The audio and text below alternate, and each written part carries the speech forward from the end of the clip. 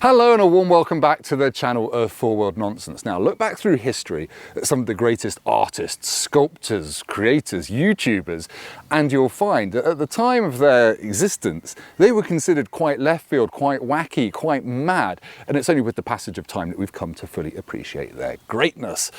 But they're still not as mad as Mazda, who in 2024 have said, do you know what?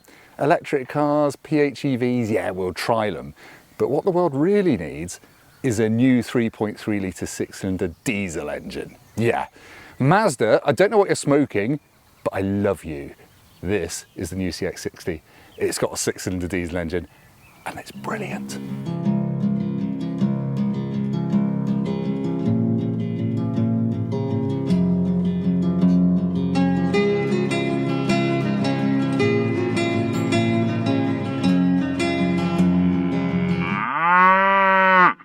So yeah, it is brilliant, but it's not perfect, which we'll get onto in the course of this video when we take it for a drive. We'll talk about that. But I think it's a really good looking car. It's quite a big car. It's a rival for things like the Audi Q5, BMW X3. It's 4 3/4 meters long, so it's pretty big, and there is a bigger one coming at the back end of 2024, the CX-80, which will have 7 seats, because this is a 5-seater only. But I think this, in top spec Takumi trim, it's quite a nice looking thing, but it should be, because it's £50,000. The entry level version is 45 grand. You can get the 6-cylinder diesel in 2 forms. You can have it with either 200 horsepower or 250. The 200 is rear wheel drive, the 250 is 4-wheel drive. This is the higher power one, and there's a plug-in hybrid, which is a petrol engine with electric motor. It's got 320 or so horsepower. It can do about 30 miles in the real world on a charge, but it's a 4-cylinder engine, so I don't care about that. This says inline 6 on the side of it. That gives me a mild stiffy, but yeah, I think it's quite an interesting looking car. Being a top spec one, this gets lots of body colour cladding and stuff. You get these silver wings at the side of the grille. I think the grille is quite, I don't know, it's quite gauche for a Mazda. I think it's quite nice. It's like piano keys or something like that. It's a good looking car, LED headlights. It looks very premium, and this paintwork is really sparkly in the sun, this white paint. So yes, I like the look of it. Let's talk about some of the other bits of it that I do and do not like. It's how a car review works. It'll never catch on. Those cows are sitting down. It's not going to rain. It's not going to rain. It's really sunny. They're not listening. Now, I'm not in the business of hyperbole, but I'd probably sell all of my children for a cabin like this. This is such a beautiful cabin. Now, admittedly, this is a top spec Takumi model, so you've got all of this white maple. Can you see the flaming on that maple? It feels like you're sitting inside a 59 Gibson Les Paul, or did they have the plain tops? Guitar nerds will correct me. But yeah, I like this fabric on the dashboard too. You can see they've got this zigzag stitching across there. It is perfectly done. It's beautiful. You've got a nice thin rimmed steering wheel, and you've got a big 12-inch dashboard there, digital dash, which shows you the cars around you, a bit like a Tesla. So when you're on a 3-lane motorway, it will show you the cars around you and all that kind of stuff. It's got all sorts of driver assistance tech. It beeps at you a lot, but it's all pretty good. It's even got an anti-tailgating device, as I've found out, trying to get people out of the way. Not that I do that. Big 12-inch display there. That's not a touchscreen, at least not when you're moving or when you're in the normal Mazda menus. But when you're in Apple CarPlay at a standstill, it is a touchscreen. But yeah, that's quite clever. So you have to use the iDrive controller when you're moving, which I think is a nice touch, frankly, in terms of road safety. You've got a wireless charging mat down there. If I poke under here, you've got 2 cup holders. The gear knob, this is all a little bit plasticky down here. Not a massive fan of that. That's your drive mode selector.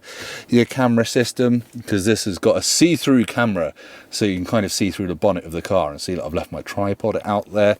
It's just really nice. And the glove box is a full-size one, because it's not French. I just love it. I love the materials. Now, being a top spec one, this has got cooled front seats, which I've been using. They're brilliant. I love cooled seats in the summer. You get heated seats on all models though, which you'd hope for £45,000. But I also like the fact you get physical climate controls. Yeah, nice cabin this. Rear seat space in the CX-60 is actually pretty good. I'm 6'3", that's my driving position. That will actually go forward a bit when I turn the ignition on. But I've got loads of knee room, loads of foot room, loads of headroom, even if I lean all the way back. The leather's really soft though. It's really nice feeling leather in here. I've got a big comfy armrest that flips down with 2 cup holders. Every single CX-60 model gets heated outer rear seats. I've also got 2 USB-Cs and the holy grail, a 3-pin bloody plug socket. From memory, an Audi Q5 is slightly roomier though. There's not much of a hump in the floor, which is surprising considering this has a whopping great 4-wheel drive system. Sunroof does go all the way back. It's nice, it's comfy, big door bins, and do I feel claustrophobic? Not really. And a few rear window fetishists, I know you're out there, I've seen you on Reddit. The rear windows go down precisely that far. Oh, and finally, the ISOFIX covers are easy to get off and to get a child seat in. It's child's play, though you should fit it yourself as an adult. Don't trust your 3-year-old to do it, because they'll probably cover it in jam. Oh look, the cows have stood up now, that's good, that bodes well. Other things that I've not mentioned about the CX-60 though, 20-inch wheels on the mid-spec and top spec, 18-inch on the entry-level version. Every model gets front and rear parking sensors and a reversing camera, which is always good, and they all get an electric powered tailgate as well. The boot is also the same on all versions, that's 570 litres, it's really big, and you don't lose any boot space if you get the plug-in hybrid with its battery. So yeah, there's a little bit of space under there, there's a subwoofer there, and some other bits and pieces, a few nets, a 12-volt socket, and you've got handy handles. I love handy handles, they're better than non-handy handles if we have to use your foot, they're footles, so you can flip the rear seats down. So there you go, it's a very practical family car, as well as being a 6-cylinder diesel. We're gonna get banned from YouTube for saying 6-cylinder diesel too many times. 6-cylinder diesel. Now, I don't normally do engine shots in my videos because they're the YouTube equivalent of vaginal silica gel, frankly, but I've wanged on about it enough. I have to kind of show you the black plastic that's under the bonnet of this car because Mazda's given us a big diesel engine because they believe in right sizing. Do you remember years ago when everyone had to downsize their engines to meet emissions regs? They gave us 1-litre petrol engines, things like that, and they had to work really hard to deliver the power, so they weren't very efficient. Mazda, very sensibly, has realised that big engines can be more efficient because you're using them less hard, and this cruises at like 1500 RPM. It's really good. It's also got loads of torque, 550 Newton meters from about 1,500 RPM. It's brisk, about 7.4 seconds to 62. I'm about to say the wrong 0 to 60 time in the driving bit. I think I said 5.8, and that's the 0 to 60 of the plug-in hybrid, which uses a 2.5-litre petrol with 4 cylinders and an electric motor. It's got 327 horsepower. That's faster than this, but I don't care. This is a big diesel, and for cruising around, carrying things, this is bliss. I've been getting 51 mpg out of this at a cruise. Technically it can get 53. It's just a very relaxed engine that's very strong low down, makes a great noise. Yada, yada, yada. Right, how's that silica gel working out for your foof? Only 15% of you have foofs, according to my YouTube statistics. I'm not one of them, sorry. Actually, it's not all perfect under here. The 8-speed automatic gearbox in this can occasionally be a bit jerky, and it does sound a bit gravelly when you start it up. That's the only negative, really. Brilliant. Actually, one more quick bit of engine chat. Fuel tank sizes. You get a proper 58-litre fuel tank on the diesel version. Plug-in hybrid version, though, still has a 50-litre fuel tank. Normally, plug-in hybrids get pitiful small fuel tanks, so you only get a 300-mile total range.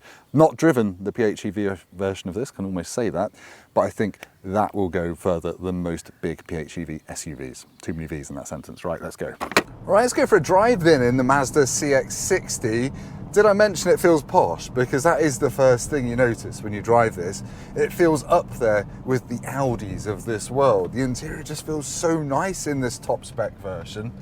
And the next thing you notice, so it's got a thin steering wheel. When did you last have a thin steering wheel? In an SUV that's not an Alfa Romeo. It's also quite a weighty steering wheel as well. In this car, you kind of sense all the control weights, the accelerator, the brake, the steering.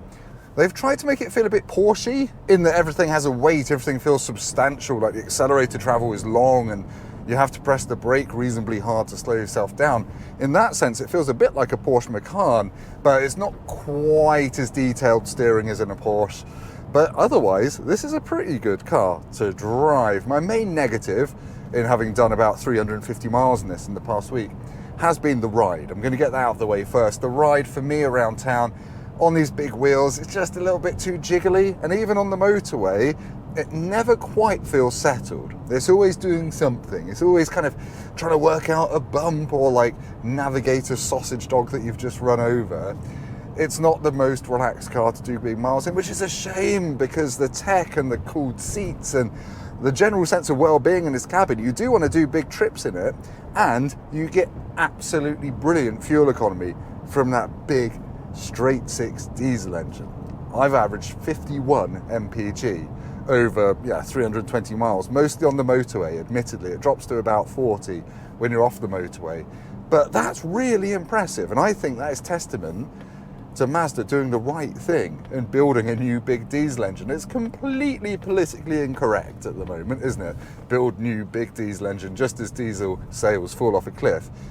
But I see why diesels make such good sense. I've always loved a big 6-cylinder diesel. They're good for fuel economy. These downsized 1.5 litre diesel engines that you get from Stellantis and Ford, they get worse fuel economy than this, which is just bad, really. They were told to make engines small, so they did, and they're more stressed at high speeds. This thing lopes along at about 1500 RPM in 8th gear and 70 miles an hour. It's really an astonishing thing, but I'm going to get to a country road and boot it a bit. I'll put it in sport mode, which I haven't really done living in this car, because yeah, it goes around corners quite well, but it's not a sports car, is it? All right, let's go up here and yeah, wait for the cyclists to get out of the way. I don't want to kill anyone, but yeah. It makes a really good noise. It almost sounds a little bit like a truck, a big truck with a big straight 6 diesel, but I don't mind that. I don't mind that at all. What are you doing? I've just become a cyclist, so I can't whinge. I've just bought my first bike in 20 years, but I don't ride 2 abreast on it because I'm only one person, although you could argue I'm already 2 abreast. But anyway, I'll come back in a second. Sorry, we're back. Performance is really strong from this diesel. 0 to 60 is 5.8, but it's just the effortless low down shove that you used to get in big Mercedes and Audis.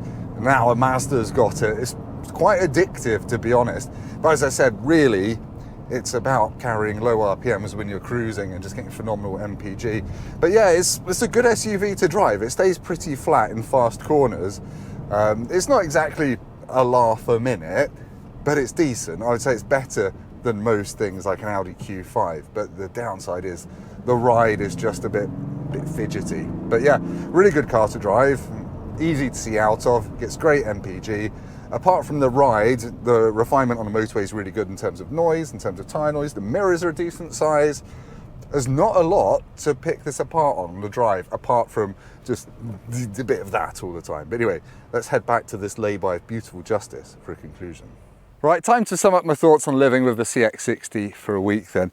It comes so close to greatness, but I can't fully recommend it as your go-to family car simply because the ride is just too firm. But in almost every other aspect, it's a really good choice because it's roomy enough in the back despite not being the roomiest in its class. The boot is good despite not being the best in the class. The engine is just really, really good in the real world. It's got power and it's got efficiency and it's got a good noise and it makes you feel good when you drive it. The cabin feels special. It feels way more interesting than its German competitors in this top spec trim. I love the wood. It's all very tactile. It drives well as well. The infotainment's good. There's not a lot not to like really, apart from that train just going to London Victoria. Might put the cows on it. So yes, it's going to lose a few stars for that ride and also for the fact it bongs like crazy at you with all the driver assistant stuff, but kind of every car does that. So I'm going to give it 8 Tim Roadies out of 10, but if you're in the market for a big family SUV and you want to be a bit left field, a bit mad, a bit bonkers, a bit crazy, don't ever call yourself any of those things, because if you say I'm crazy, you're definitely not. Yeah, let's go and buy one. I think that's where we got to. Right. Dinner time. Thank you for watching. Like, comment, subscribe. Go down to the comments actually and leave me the Japanese phrase for my cow has 6 cylinders.